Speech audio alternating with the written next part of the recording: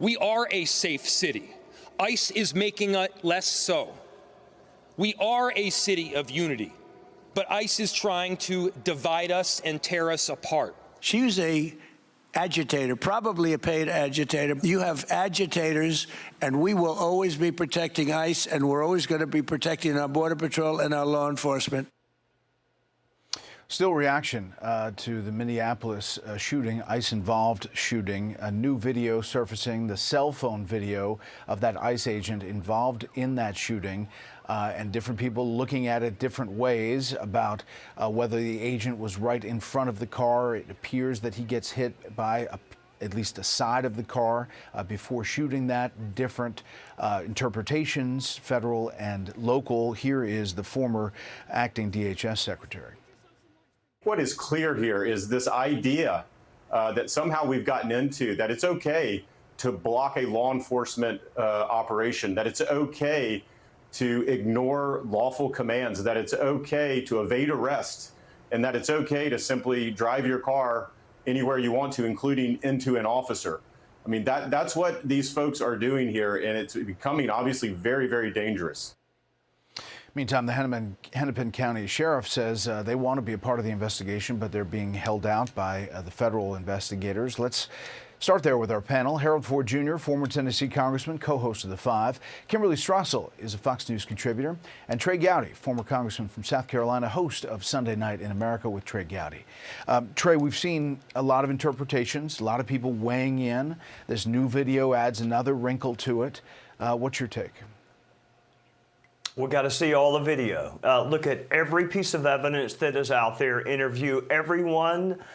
Look, legally, if the officer reasonably believed that his life was in danger, then it was a justified shooting. But, Brett, it's possible to mourn the loss of this mother's life and it also be a justified shooting. I mean, those two are not inconsistent, but I'm not going to make up my mind until every piece of evidence is in, and that's what a jury is told in court, and that's the way I'm going to act outside of court. Kimberly?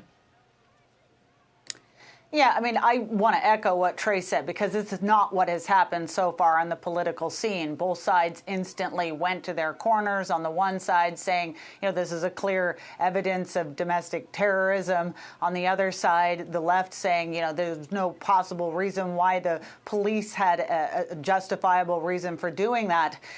We're going to have the facts come out on this. But that's a bigger question, different question from the debate that's now unfolding, and some questions going on across Washington about the larger question of the Trump administration's immigration raids, presence in some of these cities, and whether or not this is now beginning to spiral a little bit out of control. Yeah, Harold, to that point, there are Democratic lawmakers calling for funding to be cut to DHS and ICE. Take a listen. We should be using every means at our disposal to rein in ICE. Congress, again, must assert its power over the situation. We have to cut off the funding for these rogue ICE officers who are kidnapping people, killing U.S. citizens. We should not be limiting funding for Homeland Security at a dangerous time. Immigration and customs enforcement is a critically important function of the government. Harold, your thoughts? I share, first of all, thank you for having me on. I share Trey and Kimberly's thinking on this in so many ways. We seem to be at a critical point where we're straining and testing the bonds of humanity. There's no doubt that the young lady in the car, at least the videos I've seen, and the videos today I think raise even more questions, but she was in the wrong. I think the second question is how do you remedy that? And I think what's disturbing to some on both sides, I think that I think the gentleman you had on earlier, the acting Homeland Security chief, said, we've reached a point where it's almost okay to defy law enforcement. When law enforcement asks you to do something, you should do it. But the question then becomes, if you don't do it or you're acting somewhat either playfully not doing it or actively not doing it, what's the reaction it should be from law enforcement? And we've got to get beyond this retreating to both of our sides here, Democrat and Republican. We need to understand that we're at a tipping point here in our country, or almost at a tipping point, and we ought to all be trying to de-escalate and step back from this. All right, let's talk about Venezuela. Next steps, the president hosting a meeting with oil executives today and did have an exchange with ExxonMobil's CEO where he was saying how tough this is going to be investment-wise. Take a listen.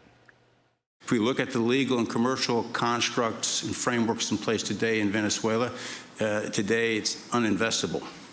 And so significant changes have to be made to those commercial frameworks, the legal system. There has to be durable investment protections.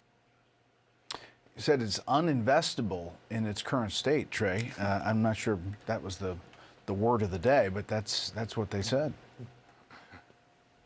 Yeah, I mean, there are a lot of oil companies that have lost a lot of money in Venezuela. I think last month, Brad, I was playing with an oil executive who said it's about 5 to 7 years from the day you start until you get the first bit of liquid out of the ground. So this is not going to happen overnight, but it's got to start. And I think to the president's credit, he started today. If you can convince these oil executives that it's a stable country, their investment will not be commandeered by the next leader, then yeah, we'll see some progress. Yeah, Kimberly, the next leader right now is Delcy Rodriguez, who was the vice president under Maduro, still a part of the old regime. Something tells me that she has had some kind of interaction or deal making to have this confidence in the administration about what it looks like going forward. They do have leverage over her, but how much?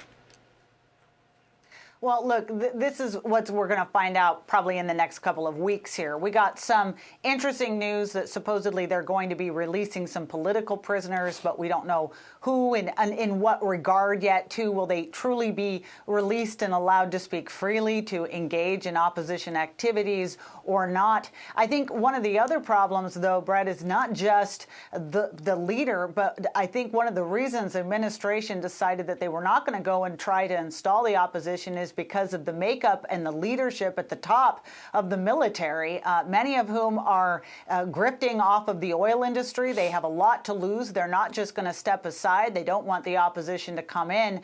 I think unless they are faced with some sort of consequences or the potentiality that they lose their own lives, it's going to be very difficult to just change that regime from within. And I'll be very curious to see what the administration's plans are for that.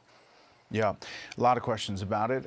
Speaking of regime change, these protests in Iran, Harold, are real. We heard General Keane talking about it earlier in the show. It's significant, and it could lead to more action by the U.S., Israel, or big action on the ground. I listened to your interview with General Keane, and as usual, I learned a lot from him. When he talked about the fundamental position of the Iranian government and leadership being as weak as it's been in many, many decades. This is one area where I think President Trump is right when he talks about foreign policy. In any way we can be helpful in ensuring that the people of Iran are able to have their voices heard in a government that reflects and represents them. I think we need to be careful and smart about how we do it. But this is a moment in my 55 years of life I've never seen. Let's do a quick winners and losers. Trey, winner, then loser. Winner is Nike with a new Nicolas Maduro tracksuit line, which is great for your next arraignment.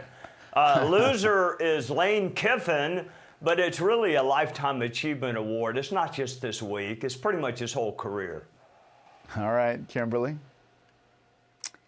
My winner, state of Wisconsin, after the resignation of Judge Hannah Dugan after she was convicted for obstructing ICE agents.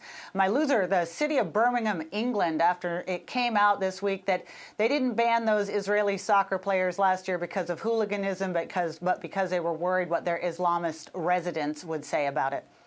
Winner and loser, Harold. University of Miami Hurricanes, 25 years they hadn't won a championship. They're going to have an opportunity next week. They're the winner. My loser is those who may oppose Lindsey Graham and Richard Blumenthal. They got that thing approved, the green lighted by President Trump, their Russia sanctions bill. Russia's a loser, and anybody that opposes it in the Congress and the Senate are losers. All right, panel, thanks. Make it a great weekend. Hey, Sean Hannity here. Hey, click here to subscribe to Fox News YouTube page and catch our hottest interviews and most compelling analysis. You will not get it anywhere else.